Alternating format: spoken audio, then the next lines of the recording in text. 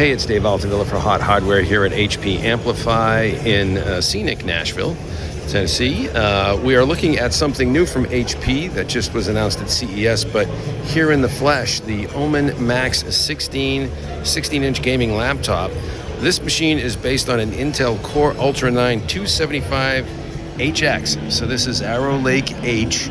And on board this machine, this particular model is an NVIDIA GeForce RTX 5090 mobile GPU.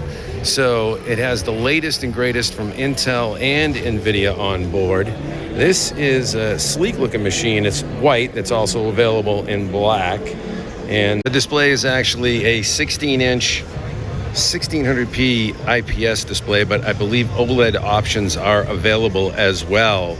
But this machine is dialed for some serious performance with Arrow Lake HX and NVIDIA's GeForce RTX 5090 on board. Also something called Omen AI, which is now in beta. This is one-click performance tuning that is hardware aware, OS aware, and game title aware, and it will dynamically apply the best configuration for your laptop configuration, best gaming configuration to increase performance. So interesting to see how that shapes up in the future and how that improves gaming performance. But HP is talking about up to 100% boosts in frame rate.